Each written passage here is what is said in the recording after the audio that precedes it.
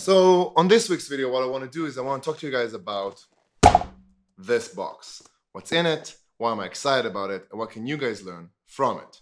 But first, let's open this bad boy up.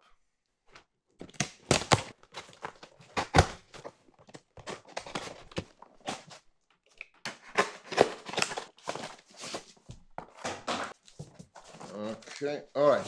Moment of truth. In this box, you can find my last publication in National Geographic literature.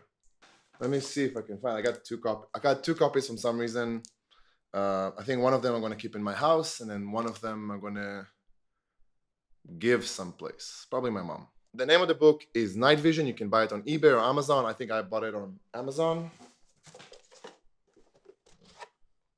Doesn't say actually. I think I got it from Amazon. I'm not sure.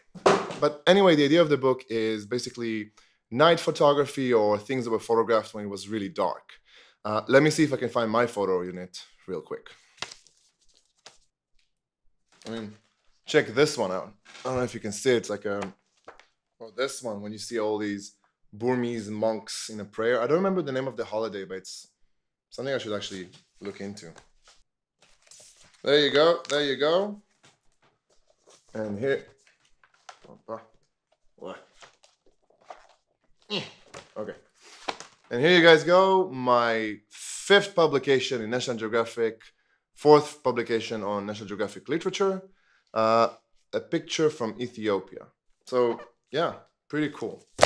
Now, what I want to talk to you guys about is not about the idea of how cool it is to actually publish something on National Geographic. I want to talk about what happens after you publish in National Geographic. I mean, I remember when I first picked up a camera, and I'm sure it's the experience for most people who are into documentary photography or just in general got into photography after seeing work of photographer like Steve McCary or all the big National Geographic names. I think the first imagination, the first hope you have when you start photography is like, one day you'll publish your work in National Geographic. I still keep the original letter that was sent to me by National Geographic. You see, National Geographic, Svidensky, it was such a big deal for me. I was super excited, I was ecstatic, and I was just like jumping on the walls. But this is probably the most important one so far. The first time I published my work in National Geographic was back in 2014. It was images from a project I did in West Mongolia about eagle hunters, and it went wide, it went global. And since then, every time National Geographic editors would contact me, they would only contact me for those images, for the eagle hunters images.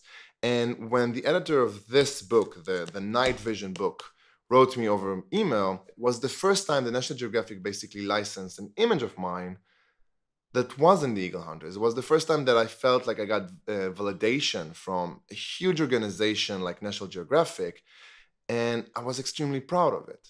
And after they contacted me and told me about the book and why they were interested in the image, asked me if they can license it, and we did all the contract, I kind of asked them if I could ask one little question about why they picked my image. And I said, I mean, so far, all of my work that's been picked up by you guys has always been the Mongolian eagle hunters. Why did you choose this Ethiopian picture, which I loved, but how did you came to choose it? And the answer the editor told me was that after you have your first work published with National Geographic, you kind of enter a pool, a database of photographers. And whenever they have a new magazine, a new book out, a new item, any kind of product that needs photography, they kind of go through the list and check photographers that worked with them before and see if they have anything else to offer, anything that's relevant for what they're doing at then. And I think this is extremely interesting. I think it's something that both amateur and professional photographers can learn a lot, especially if you have this desire of having your work published by National Geographic, or if you're a National Geographic lover and you want to understand better of how photographers get their work out there. And you can basically narrow it down to 2 main things.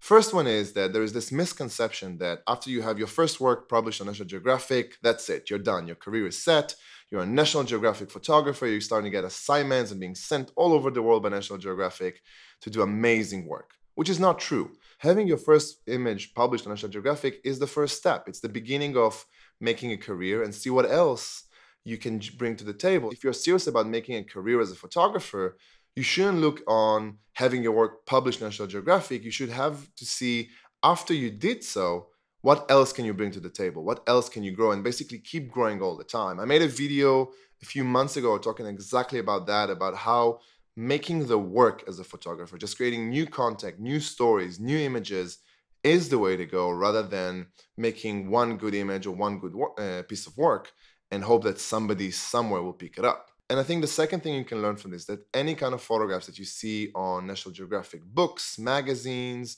on the BBC, on The Guardian, on any kind of media, are usually photographs that are done by photographers who took tremendous risk. I mean, if you guys have seen the behind-the-scenes video of how these Ethiopian pictures were taken, you would see that a lot of it was risk, chance, and just the idea of a photographer who was really interested in a certain topic or a culture and took the extra step, walked the extra mile just to make better images and things are more interesting. And I don't want basically for you guys to say, oh, that's so cool, because it's just hard work. And I think that photographers who want to turn photography into their business or want to turn their passion into something that's worth publicizing in different medias, that's something you have to keep in mind all the time. Taking the extra steps, taking risks, going out and creating new work that you believe in and that you find interesting, and invest in it as much as you physically can.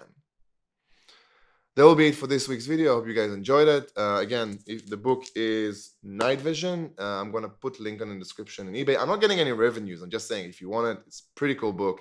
And yeah, that's pretty much it. Thank you guys for joining me, and I see you guys in about a week.